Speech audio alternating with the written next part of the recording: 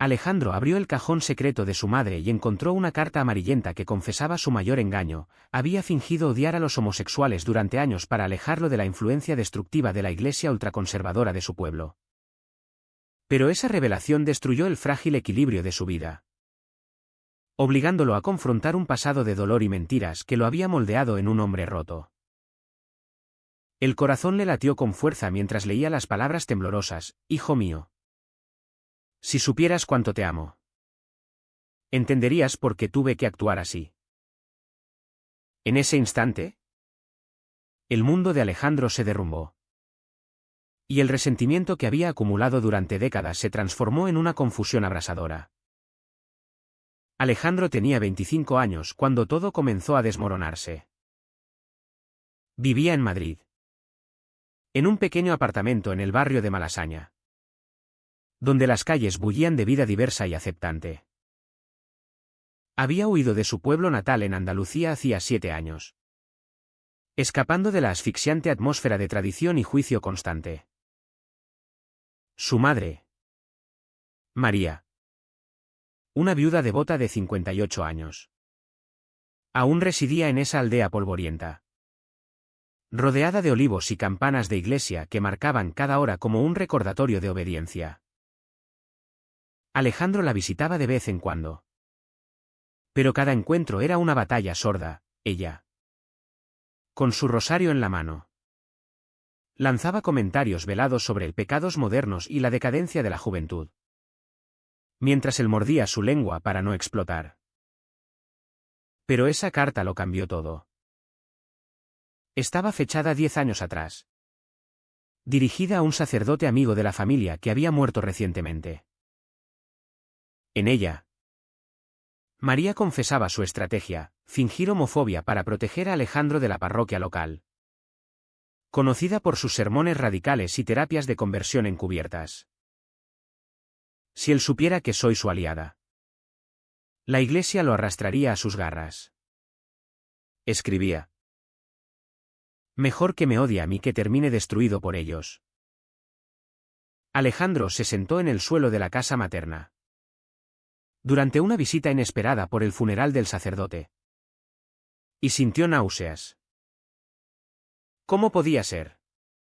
Toda su adolescencia había sido un infierno por culpa de sus palabras hirientes: los hombres como tú no tienen lugar en esta familia. Le había dicho una vez, cuando lo pilló mirando revistas con fotos de actores famosos. Recordaba vividly ese momento. Tenía 15 años. Y el pueblo entero parecía conspirar contra él. La iglesia de San Miguel era el centro de todo. El padre Ignacio predicaba contra la plaga del pecado sodomita. Y varios jóvenes habían sido enviados a retiros espirituales que no eran más que lavados de cerebro. Alejandro había sentido el terror en sus huesos, ocultando su atracción por un compañero de clase llamado Pablo. Su madre, en lugar de apoyarlo, lo había regañado duramente, prohibiéndole salir y obligándolo a asistir a más misas. Debes rezar por tu salvación, insistía. Ahora, con la carta en mano, entendía que era un acto de amor distorsionado. Pero el daño estaba hecho. Alejandro había crecido con un odio interno, cuestionando su valor, y había roto con su familia emocionalmente. En Madrid, encontró refugio en Carlos, su pareja desde hacía 2 años. Carlos era un profesor de historia de 27 años, con una presencia calmada y una inteligencia que lo atraía como un imán. Se habían conocido en una manifestación por los derechos LGBT en la Puerta del Sol, donde Alejandro, aún lidiando con sus demonios, gritaba consignas con voz temblorosa. Carlos lo había tomado de la mano esa noche. Y desde entonces, su relación era un bálsamo. Pero incluso con él, Alejandro guardaba secretos, nunca hablaba de su madre sin amargura, y evitaba visitas al pueblo. Es una fanática, decía siempre. Ahora, esta verdad lo obligaba a replantearlo todo. Decidió confrontarla esa misma tarde. María estaba en la cocina, preparando una tortilla de patatas, cuando Alejandro irrumpió con la carta en mano. «Explícame esto», gritó, su voz rompiendo el silencio opresivo de la casa. Ella palideció, dejando caer el cuchillo. «Hijo, no era para que lo vieras», murmuró. Pero sus ojos revelaban el peso de años de silencio. Sentados en la mesa desgastada, María comenzó a hablar. Explicó cómo, tras la muerte de su esposo en un accidente agrícola, se había refugiado en la iglesia. Pero pronto vio su lado oscuro. El padre Ignacio había ayudado a un vecino gay, enviándolo a un centro donde sufrió abusos. María, sabiendo que Alejandro mostraba signos tempranos, decidió actuar, fingir rechazo para que él se alejara de la parroquia, creyendo que el odio familiar era preferible al lavado de cerebro institucional. Alejandro escuchaba, atónito. ¿Y por qué no me dijiste la verdad? ¿Por qué dejarme sufrir solo?, preguntó, lágrimas rodando por sus mejillas. María suspiró, eras un niño. Si te aliabas conmigo, la iglesia nos vigilaría más. Quería que huyeras, que encontraras un lugar mejor. Pero sus palabras no calmaban el torbellino en su pecho. Se sentía traicionado, todos esos años de terapia, de dudas sobre su identidad, de relaciones fallidas por miedo al rechazo. Carlos lo esperaba en Madrid, ajeno a esto. Y Alejandro se preguntaba si podría contárselo sin romperse. Esa noche, de vuelta en el tren a Madrid, Alejandro llamó a Carlos. «Necesito verte», dijo con voz quebrada. Al llegar, se derrumbó en sus brazos, narrando la historia. Carlos lo abrazó fuerte. «Amor, esto no cambia quién eres. Pero tienes que decidir qué hacer con ella». Alejandro asintió. Pero el conflicto interno ardía. ¿Perdonar a su madre por un amor tan torcido? ¿O cortar lazos para siempre? La sociedad española había avanzado, matrimonios igualitarios desde 2005. Orgullo en las calles. Pero en pueblos como el suyo, el conservadurismo eclesiástico persistía. Un recordatorio de que el progreso no era uniforme. Los días siguientes fueron un torbellino. Alejandro evitó llamadas de María, sumergiéndose en el trabajo como diseñador gráfico. Pero el pasado lo acechaba, recuerdos de bullying en la escuela, donde compañeros repetían sermones del padre Ignacio. Una vez, lo habían acorralado en el patio, llamándolo maricón. Y su madre, al enterarse, lo castigó en lugar de defenderlo. Ahora sabía por qué, para no atraer atención. Pero el precio era alto. Alejandro había desarrollado ansiedad crónica. Y su relación con Carlos sufría por su inseguridad. Finalmente, decidió volver al pueblo. Quería respuestas.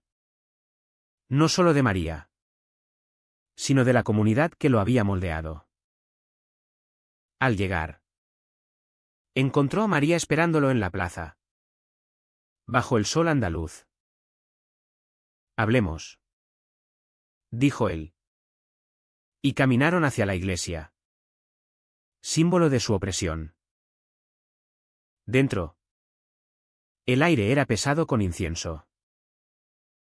María confesó más, había donado dinero a organizaciones LGBT en secreto, usando un seudónimo.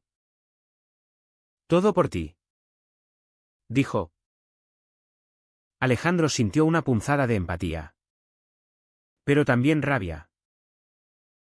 ¿Y si hubieras sido honesta? Podríamos haber luchado juntos.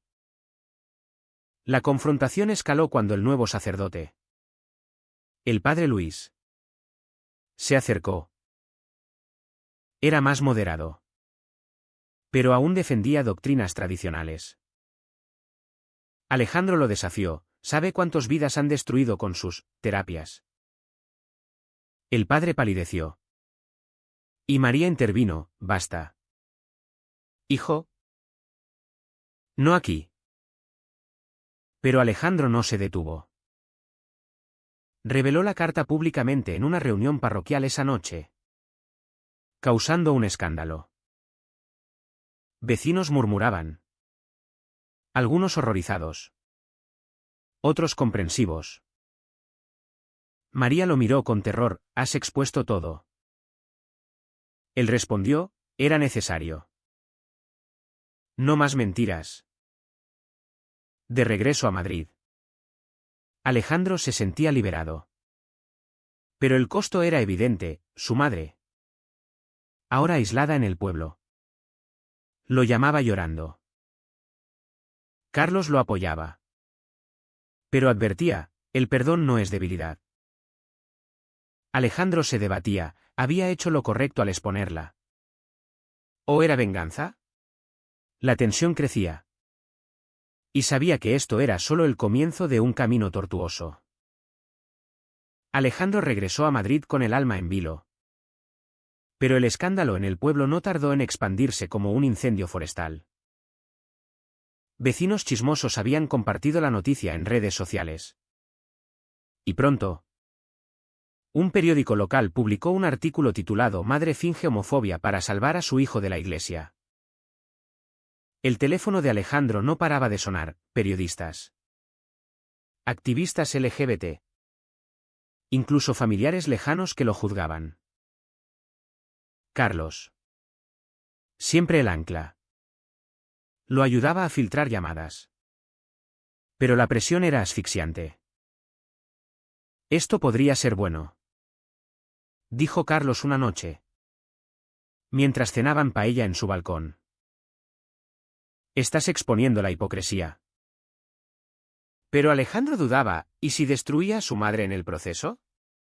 María llegó a Madrid unos días después, con una maleta raída y ojos hinchados. Necesito quedarme contigo, suplicó en la puerta. Alejandro la dejó entrar. Pero la tensión era palpable. Carlos se retiró discretamente a la habitación, dándoles espacio. Sentados en el sofá, María explicó su lado. Cuando eras pequeño, vi cómo la iglesia manipulaba a la gente.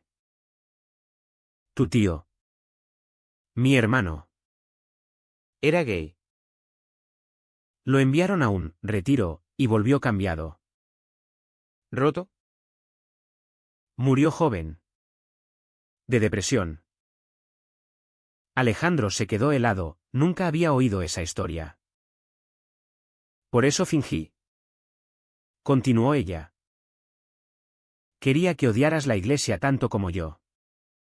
Pero sin ponerte en peligro. La revelación profundizó el conflicto interno de Alejandro. Entendía su lógica. Pero el daño emocional era irreparable. Recordaba noches de insomnio en la adolescencia, cuestionando si Dios lo odiaba. Había intentado curarse solo, rezando hasta el amanecer, solo para sentirse más vacío. Ahora, con María en casa, las discusiones eran inevitables. Me hiciste creer que era un monstruo, le gritó una vez. Ella lloró, era el menor mal. Carlos mediaba, sugiriendo terapia familiar. Pero Alejandro resistía, no quiero fingir que todo está bien. La sociedad madrileña ofrecía contrastes, mientras en el pueblo reinaba el conservadurismo. Aquí el orgullo gay era una fiesta anual. Pero incluso en la capital, prejuicios persistían. Alejandro trabajaba en una agencia creativa, donde un colega católico lo miró con recelo tras leer el artículo. «¿Tu madre hizo lo correcto?», le dijo. Eso avivó su ira, ¿correcto? ¿Mentir y herir? Decidió contraatacar, contactó a una asociación LGBT para dar una entrevista. En ella, expuso los peligros de las terapias de conversión en España. Aún ilegales pero practicadas en sombras. La entrevista se viralizó, atrayendo apoyo pero también odio. Recibió mensajes amenazantes de grupos ultracatólicos, recordándole que la familia tradicional es sagrada. Carlos se preocupó, esto es peligroso. Alejandro lo besó, por eso luchamos. Pero internamente, se quebraba. Soñaba con su infancia, donde María lo arropaba cantando nanas, solo para despertarse sudando. La dualidad lo torturaba, amor y traición entrelazados. María, mientras tanto, se adaptaba a Madrid. Visitó el barrio gay de Chueca, asombrada por la libertad. Nunca imaginé esto, confesó. Alejandro la llevó a un café, donde vieron parejas del mismo sexo besándose abiertamente. Ella sonrió tímidamente, ojalá hubieras tenido esto de niño. Pero el resentimiento de Alejandro no desaparecía. ¿Por qué no nos mudamos aquí juntas?, preguntó él. Ella negó, el pueblo es mi hogar. Y la iglesia, aunque corrupta, me dio consuelo tras perder a tu padre. El conflicto escaló cuando el padre Luis contactó a Alejandro. Tu madre es una buena mujer. No la juzgues, dijo por teléfono. Alejandro explotó, ustedes son los culpables. Colgó, furioso. Esa noche, discutió con Carlos, quizá debí quedarme callado. Carlos lo abrazó, no. Amor. Estás despertando conciencias. Pero Alejandro sentía el peso, su exposición había costado a María amistades en el pueblo. Y ahora enfrentaba aislamiento. Decidió investigar más sobre la iglesia. Usando contactos de Carlos, descubrió documentos sobre abusos en parroquias andaluzas. El padre Ignacio había sido transferido por escándalos similares. Alejandro sintió vindicación. Pero también culpa, María había luchado sola contra eso. La confrontó nuevamente, podrías haber denunciado. Ella suspiró, ¿una viuda pobre contra la iglesia? Imposible. Su vulnerabilidad lo conmovió. Pero no lo suficiente para perdonar del todo. La tensión alcanzó un pico cuando María recibió una carta de desalojo, el párroco, molesto por el escándalo, influía en el propietario de su casa. Mira lo que has causado, le gritó Alejandro. Él, herido, respondió, tú empezaste con las mentiras. Carlos intervino, basta. Vamos a ayudarla. Propuso que María se mudara con ellos temporalmente. Alejandro accedió a regañadientes. Pero el arreglo era explosivo. Compartir espacio avivaba viejos rencores, María comentaba inocentemente sobre valores tradicionales. Y Alejandro estallaba. En medio de esto, Alejandro enfrentó un dilema laboral, su jefe, enterado del drama, le ofreció un proyecto sobre diversidad. Usa tu historia, dijo. Alejandro aceptó, creando un cómic sobre identidades ocultas. El proceso fue catártico, pero lo obligaba a revivir traumas. Carlos lo apoyaba. Pero notaba su distanciamiento. No me alejes. Alex. Alejandro confesó, tengo miedo de que esto nos rompa. Una noche. María cocinó una cena familiar. Hablemos como adultos. Propuso. Reveló más, había escrito esa carta como catarsis. Nunca para enviarla. Pero el destino la sacó a la luz. Alejandro. Suavizado por el vino. Admitió, te quiero. Mamá. Pero me dolió tanto. Lloraron juntos. Un primer paso hacia la reconciliación. Sin embargo, el camino era largo. Al día siguiente, un manifestante anti-LGBT protestó fuera de su edificio, gritando insultos. Alejandro se asomó, vete al infierno. Pero internamente, se preguntaba si su exposición valía el riesgo. El alto trajo una decisión crucial. Alejandro propuso a María unirse a una terapia grupal para familias LGBT. Ella dudó, soy demasiado vieja para cambiar. Pero accedió. Por él. En la primera sesión, compartieron historias. Y María vio el dolor colectivo causado por instituciones como la suya. Lo siento. Susurró a Alejandro. Él. Pero el resentimiento persistía. ¿Podría perdonarla completamente? La duda lo carcomía. Mientras el escándalo atraía más atención, una cadena nacional quería entrevistarlos juntos. Alejandro se debatía, aceptar significaba validar su farsa. Rechazar era prolongar el sufrimiento. Carlos lo aconsejó, elige lo que te dé paz. Pero la paz parecía lejana. Con el pasado acechando como una sombra. La entrevista nacional se convirtió en el catalizador de un caos mayor. Alejandro y María aparecieron en un programa matutino, donde el presentador, con empatía fingida, los interrogó sobre su historia. Señora, ¿por qué elegir el engaño sobre la verdad?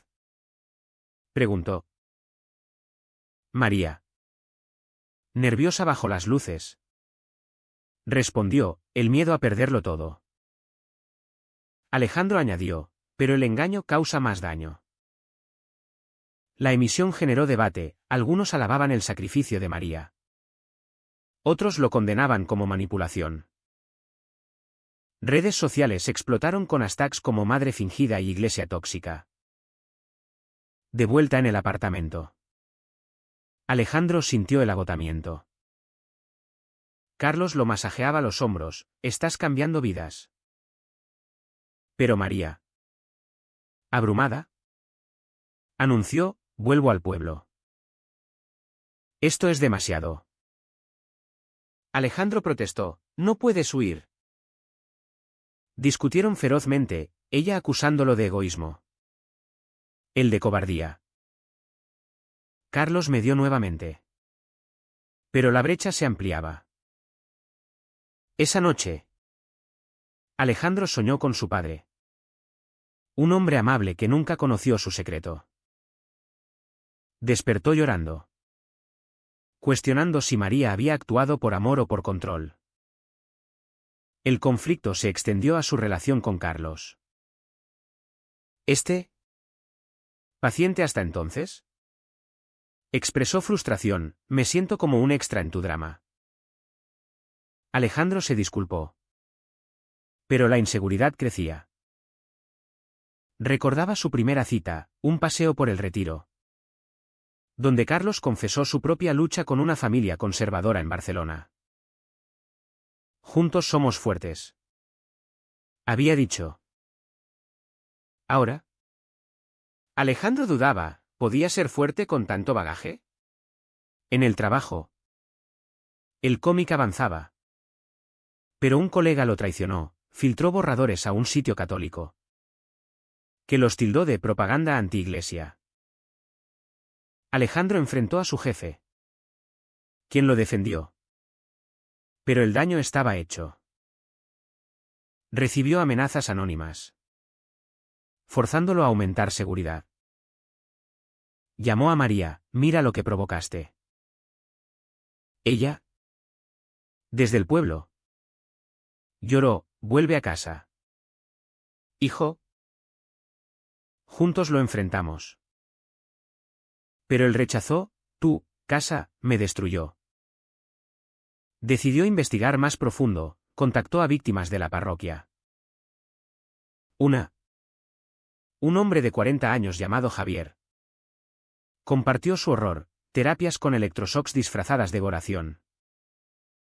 Tu madre me salvó indirectamente. Dijo. ¿Cómo? Preguntó Alejandro. Me advirtió en secreto. Fingiendo rechazo. Esto sacudió a Alejandro. María no solo lo protegió a él, sino a otros. La empatía creció. Pero con ella, la complejidad moral. ¿Era héroe o villana? La tensión culminó en una manifestación en Madrid contra las terapias de conversión. Alejandro habló desde el escenario, con Carlos a su lado. Mi madre fingió odio para salvarme. Pero el verdadero enemigo es el silencio institucional. La multitud aplaudió. Pero un grupo contramanifestante lanzó insultos. En el caos, alguien empujó a Carlos, hiriéndolo levemente. Alejandro, aterrorizado, lo llevó al hospital. Esto es mi culpa, sollozó. Carlos negó, es nuestra lucha. María, enterada por noticias, regresó a Madrid. En el hospital, confrontó a Alejandro, basta de exposiciones. Vive tu vida. Pero él replicó, no puedo ignorar el daño. Discutieron junto a la cama de Carlos, quien intervino débilmente, perdónense o se destruirán. Esa noche, solos en el apartamento, Alejandro y María hablaron honestamente.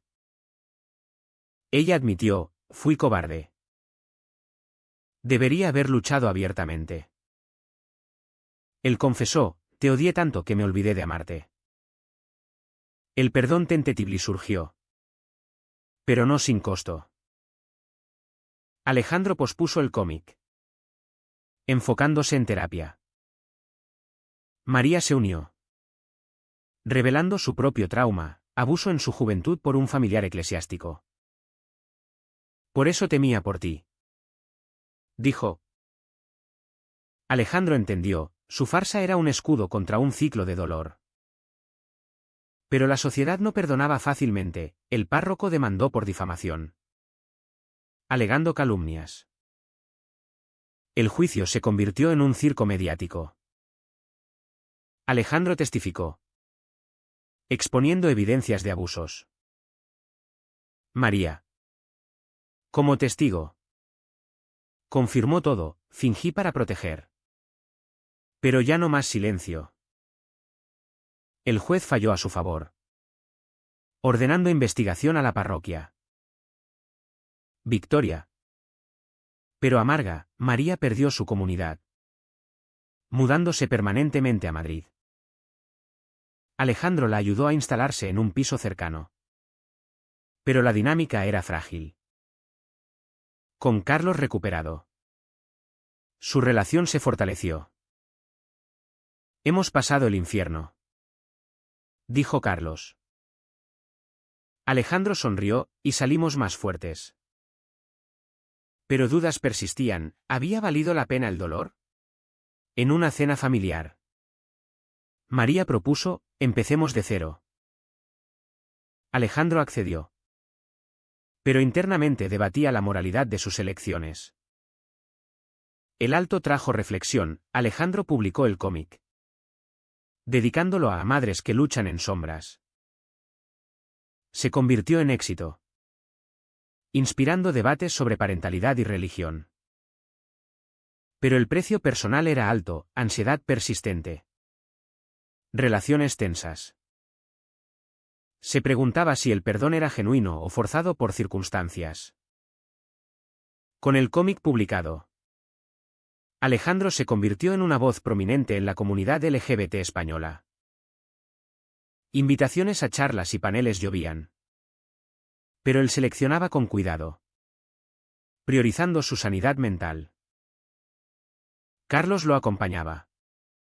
Su apoyo inquebrantable. Pero notaba el desgaste: no tienes que salvar el mundo solo. Alejandro sabía que tenía razón.